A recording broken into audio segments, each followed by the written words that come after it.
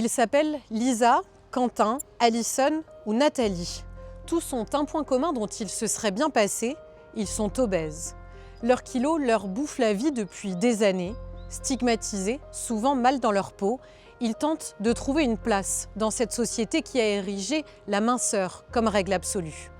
Pourtant, en France, 18,1% de la population est obèse.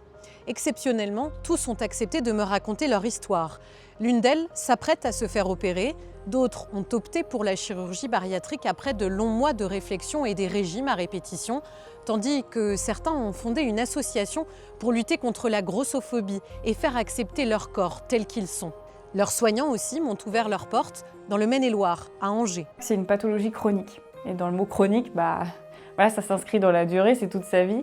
Il n'y a pas de traitement miraculeux par rapport à ça. Au quotidien, vivre sans plaisir alimentaire, c'est un peu triste, quoi. Les gens pensent que c'est de leur faute alors que le problème d'obésité est incomparablement plus complexe que ça. Vous allez le voir, la réalité de l'obésité est bien loin d'une simple histoire de malbouffe. Lisa a 37 ans, elle est maman de 2 enfants. Alors, je suis en train de me préparer mon overnight porridge en fait pour le matin. C'est un déjeuner qui est bien complet et qui tient bien du coup pour toute la matinée. Avec ça, j'ai pas faim. Dedans, il y a des graines de chia, il y a du flocon d'avoine et après, en fait, on mélange un petit peu avec ce qu'on veut. Moi, j'ai commencé à avoir des problèmes de poids en fait que vers l'âge de 8-9 ans. J'ai fait une allergie à un médicament et du coup, j'ai pris un peu plus de kilos à la suite. Donc mes parents, ils ont été un peu alarmés et suite au conseil des médecins, j'ai vu des nutritionnistes qui m'ont mis au régime assez rapidement. Il fallait que je note dans mes cahiers tout ce que je mangeais. Même, enfin, pour un enfant, c'est quand même assez difficile de gérer ça. Et moi, j'ai grandi avec du coup cette idée que dès qu'en fait on prenait quelques kilos, c'était pas normal. Et puis à l'âge de 15 ans, j'ai eu aussi d'autres pathologies qui sont rentrées en compte. Et là, je me suis remise à prendre du poids sans que jamais ça ne s'arrête jusqu'à maintenant.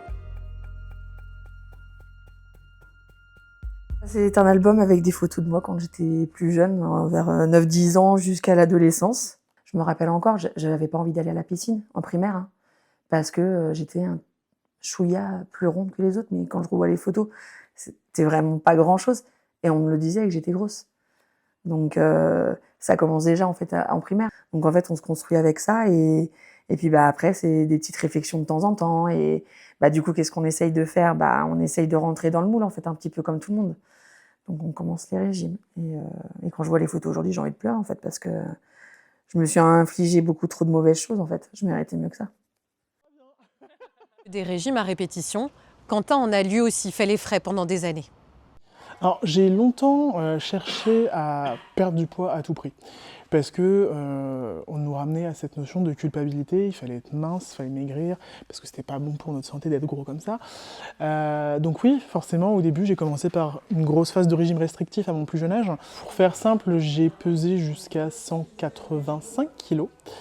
Et au minimum de ma perte de poids, je pesais 93 kilos.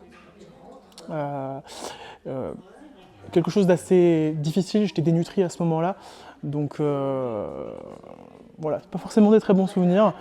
Apprendre et réaliser que l'obésité est une maladie, ça m'a fait mal sur le coup. Je l'ai accepté et au final, ça fait beaucoup déculpabiliser parce qu'on se dit, en fait, c'est pas de ma faute. Il y a réellement une notion de pathologie derrière, quelque chose de viscéral et pas seulement de volonté, comme les gens le disent si bien. Sa maladie, il l'a véritablement comprise en 2019, alors qu'il suit un parcours sur mesure à l'hôpital d'Angers pour les personnes en situation d'obésité. À sa sortie, il décide de créer une association pour accompagner tous ceux qui sont dans son cas. Les études montrent que la perte de poids intentionnelle, donc les régimes, les rééquilibrages amaigrissants, etc., fonctionnent sur le court terme. On peut perdre du poids quand on est en déficit calorique, qu'on se tue au sport pendant 6 fois par semaine, on va perdre du poids pendant quelques mois, mais après, on va le reprendre. Et ce n'est pas par un manque de volonté, c'est l'effet de la restriction. À horizon 2 ans, il y a 2 tiers des gens qui ont repris le poids perdu. À horizon 5 ans, c'est tout le monde quasiment qui a repris le poids perdu. Et après, il y a 60% des gens qui peuvent prendre plus que le poids qu'ils ont perdu. Pour perdre du poids durablement, certains Français choisissent de se faire opérer. À la clinique de l'Anjou, dans le Maine-et-Loire, le docteur Bécoirne accompagne depuis des années ces patients qui ont opté pour la chirurgie bariatrique après des années à lutter contre leur propre corps. Bonjour docteur Béquarn. Bonjour. Où est-ce que l'on se trouve? Écoutez, vous êtes au centre médico-chirurgical de l'obésité. Ce centre reçoit les patients en situation d'obésité depuis 2011 ici dans les locaux.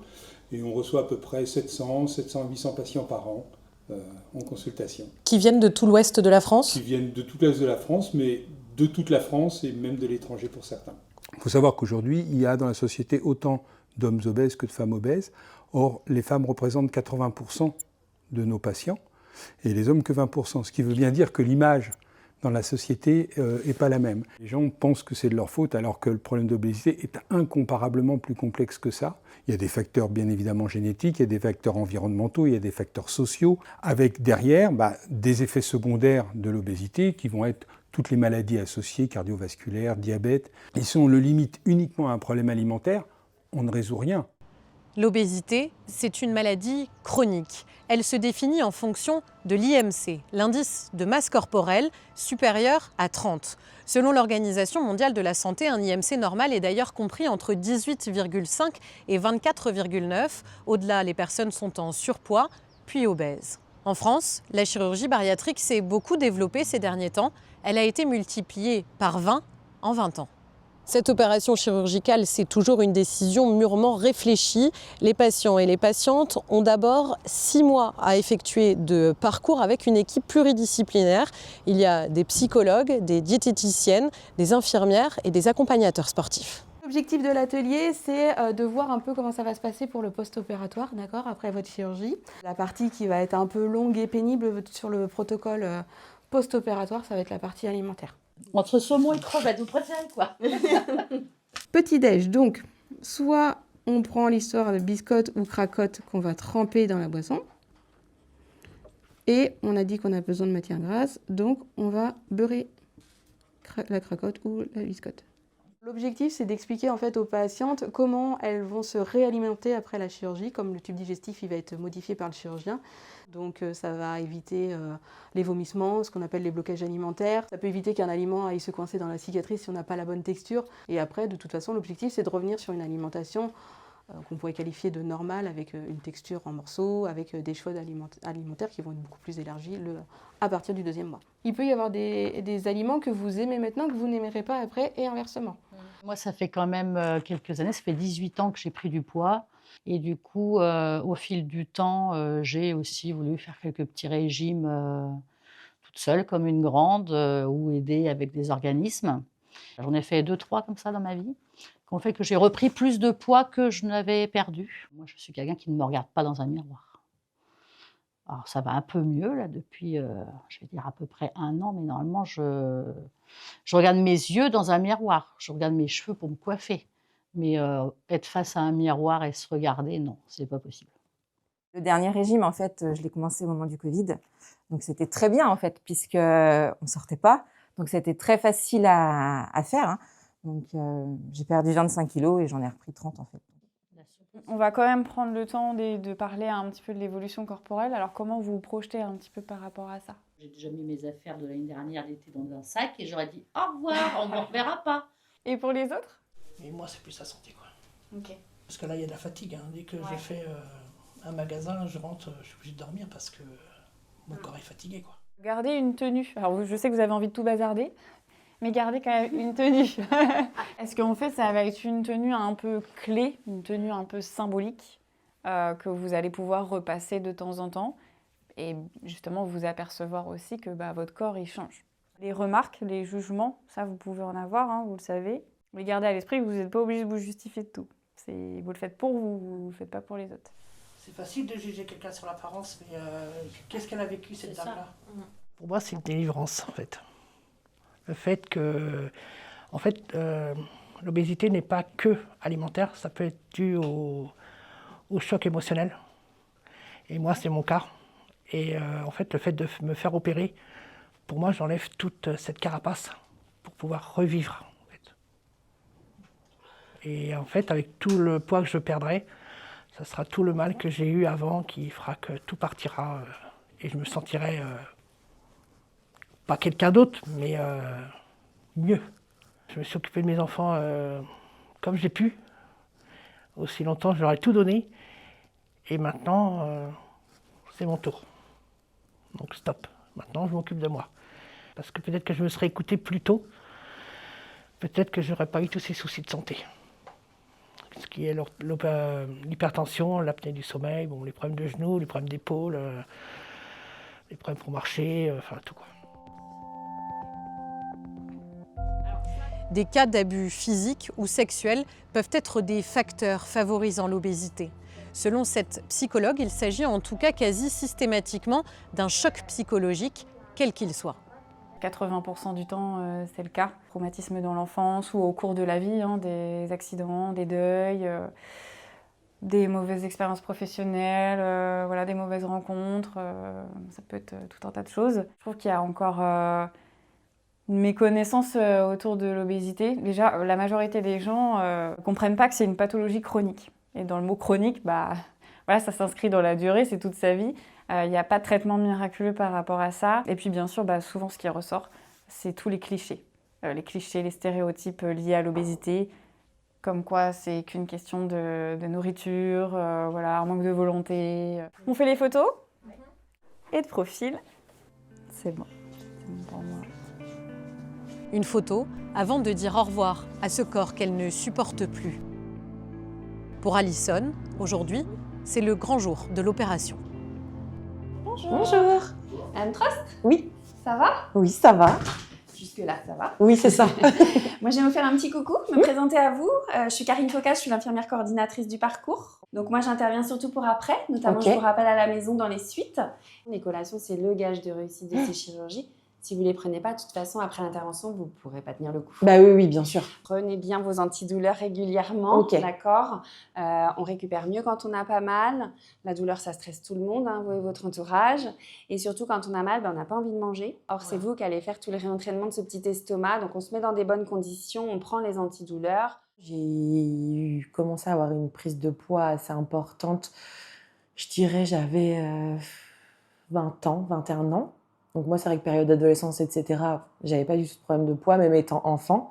Donc en fait, ça a été un engrenage parce que prise de poids, forcément, c'est pareil, on se console un peu avec la nourriture et en fait, à chaque fois, c'est la même chose. Et effectivement, ça a été difficile de se dire, j'ai eu un corps que j'aimais et aujourd'hui, j'ai un corps que j'aime plus du tout. Et dans lequel, en fait, je me reconnais pas. En fait, j'ai l'impression d'être dans un corps qui est pas le mien. Moi, je suis secondaire. Moi, je suis secondaire. Hein. Elle fait ça pour elle, pour son bien-être, qu'elle retrouve son envie de tout, quoi. Quand je lui ai parlé des troubles alimentaires que j'avais, c'était plus d'essayer de m'aider à trouver des solutions. Il me disait, quand tu as envie de craquer, que tu sens, tu m'écris ou tu me le dis, peut-être que ça t'aidera justement à pas le faire, etc. Enfin, on essayait vraiment de trouver des solutions à deux, pour le coup. Et c'est vrai que quand je lui ai dit que je voulais me faire opérer, direct, il m'a dit, si c'est ce que toi tu veux, si c'est OK pour toi, on y va, quoi. Enfin... J'ai toujours soutenu et je pense que ça sera toujours le cas et peu importe le résultat qu'on aura après cette épreuve également. Hein. Bon, Alison, ça y est? Oui, je suis prête. Toute prête, presque comme moi. Ouais. J'appelle ton homme dès que c'est fini, hein, comme ça pour aussi rassurer les enfants. Ça marche. L'obésité, dans une grande majorité des patients, est une forme de protection. Et donc, c'est une sorte de carapace. Donc, c'est important, avant d'enlever cette carapace, effectivement, d'être bien prudent. Il faut surtout leur expliquer que ce n'est pas un coup de baguette magique. Hein, parce qu'un certain nombre de patients, surtout au début, avec les réseaux sociaux aujourd'hui, peuvent arriver et dire, voilà, on va se faire opérer, peuvent considérer que c'est la solution de facilité. Or, il faut bien leur faire comprendre que c'est tout sauf une solution de facilité, la chirurgie. D'abord parce qu'il y a un acte opératoire, avec les risques inhérents à un acte opératoire. Puis ensuite, il va falloir vivre avec un acte opératoire. Allez, c'est parti. Le docteur Bécoirne va procéder à un bypass. Il va modifier l'anatomie de l'estomac en réduisant sa taille. Il va ensuite connecter directement l'intestin grêle à cette petite poche. Cette opération est loin d'être récente, elle date de 1966 et se fait aujourd'hui entièrement sous caméra. Donc là, on est dans la graisse, hop, on passe le muscle. Voilà. Et là, c'est la future poche. Donc on voit qu'effectivement, par rapport à un estomac de taille normale, effectivement, la poche est incomparablement plus petite. Deuxième acte, on va aller donc chercher l'intestin grêle. Voilà, donc mon aide opératoire tient cette anse-là, qui est celle qui contient de la bile, et celle-là qui va monter vers le petit estomac. Il faut savoir que les patients respirent avec leurs muscles abdominaux, que les patients obèses sont particulièrement sensibles aux incisions. Et donc, cette chirurgie-là, faite sous caméra, va leur permettre de retourner rapidement dans le service, de pouvoir s'alimenter dès ce soir et partir chez eux, s'il n'y a pas de difficulté particulière, dès demain matin. Avec une ouverture du ventre, ça peut être 3, 4 jours, 5 jours, 10 jours d'hospitalisation. Donc, en termes de complications post-opératoires, ça n'a strictement rien à voir. Voilà, la couture entre les deux est faite. Donc ça, ce sont des fils qui sont résorbables. Globalement, c'est du sucre. Ça permet à l'organisme de les digérer. L'obésité n'est pas une honte. Ça, c'est important. Les patients ne doivent pas se sentir honteux d'être obèses. Néanmoins, je pense qu'il est important qu'elle soit prise en charge correctement.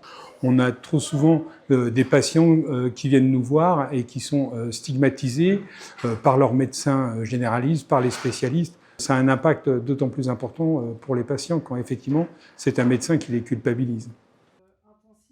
La grossophobie médicale et plus globalement la grossophobie sociétale. Lisa a décidé de lutter contre. Depuis 2 ans, elle anime régulièrement des ateliers anti-grossophobie avec l'association 2 poids 2 mesures afin de soutenir tous ceux qui peuvent y être confrontés tous les jours. Il y a des petites cartes de situation avec des phrases en gros qui sont super bonnes sur les préjugés. Le but du jeu, c'est que je vais en tirer une. Vous allez sélectionner la réponse qui vous semble la plus appropriée ou la plus drôle ou la plus déplacée pour aller avec. Et après, en gros, on vote pour la meilleure carte. À la télé, on voit surtout des personnes grosses pour... De culpabiliser. Ouais. À la télé, on voit les personnes grosses pour la pub pour maigrir. Le sport, c'est pas fait pour les gens qui... exposent leur graisse à la piscine. Le but de l'association, dans un premier temps, c'est de donner l'envie aux personnes d'intégrer en fait un groupe où on est en sécurité, de les emmener vers un suivi médical et de bien-être et de mieux-être pour prendre soin d'eux, de leur personne. On va parler des préjugés, de situations qu'on a pu vivre. On va essayer de vider son sac. Par exemple, on avait fait un atelier sur le regard dans la rue. Et tous ensemble, on se dit, bah voilà, t'aurais pu répondre comme ça. Et on essayait de le jouer un petit peu en se disant, si ça te plaît pas, tu vas sur notre trottoir. J'ai le droit de sortir dans la rue autant que toi. Essayer de se donner du courage pour essayer d'affronter en fait ce genre de situation. Moi, ça me donne la force de répondre et de m'affirmer. Voilà, on est gros, on n'a pas forcément demandé à l'être. Le fait d'intégrer cette association-là, on s'aperçoit que on a une place dans la société. Et donc ça, c'est quelque chose qui, pour moi, qui est très très important. J'ai pas pris ça comme une maladie, jamais. C'est que c'était notre faute, forcément, je me sentais responsable. Sur la grossophobie, pour ma part, j'ai quand même, au sein de mon couple, eu l'expérience quand même d'entendre un jour la remarque que tellement j'avais pris de poids à un moment donné, qu'on savait plus où mettre les mains dans mon jean. Et ça, c'était la remarque la plus difficile.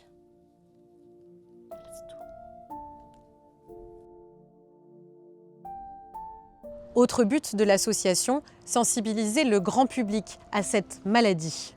Bonsoir à tous, merci d'être là ce soir pour le premier loto de l'association 2 poids 2 mesures. C'est un premier loto pour nous. Vous ne connaissez peut-être pas l'association 2 poids 2 mesures. C'est une association récente qui s'est créée en 2024 qui accompagne les patients atteints de surpoids et d'obésité vers un suivi médical adapté. Et mon mot d'ordre ce soir, ça va être acceptez-vous comme vous êtes, aimez-vous. Et les réflexions sur les corps, on les oublie. Merci beaucoup. J'ai découvert des médecins et une équipe bienveillante en 2019 qui m'ont fait un bien fou et m'ont fait comprendre qu'il faut se détacher de son poids et surtout apprendre à s'aimer. Et aujourd'hui, voilà, pour moi, c'est ça, se battre contre l'obésité, c'est apprendre à s'aimer comme on est parce que tant qu'on ne s'aimera pas, on ne pourra pas avancer sereinement sur son estime de soi et sur la vision de son corps. À chacun son moyen de se sentir mieux.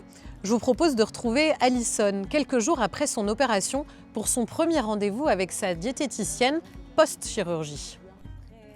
Et comment ça se passe à la maison quand les autres mangent? Eh ben ça va, je ressens pas forcément la faim, quoi.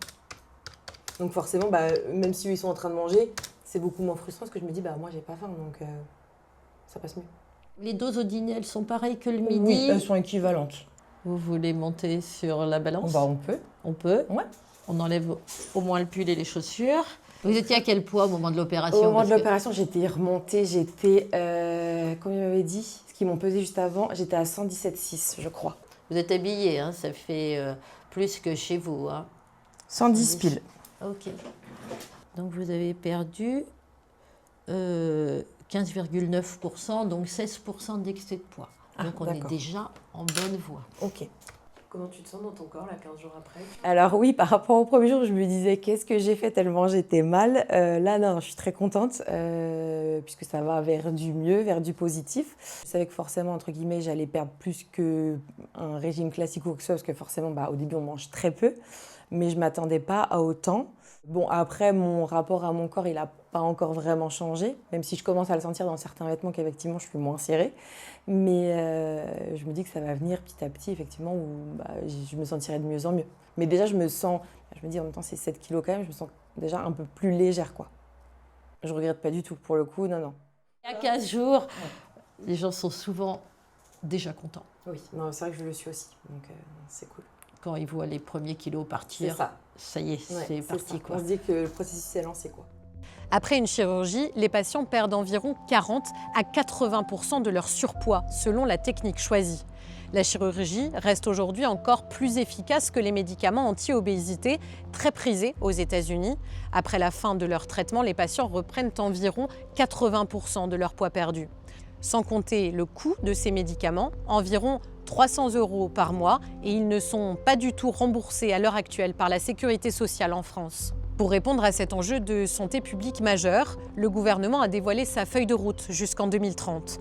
Objectif, mieux accompagner tous les patients obèses dès le plus jeune âge et former le maximum de professionnels à cette maladie.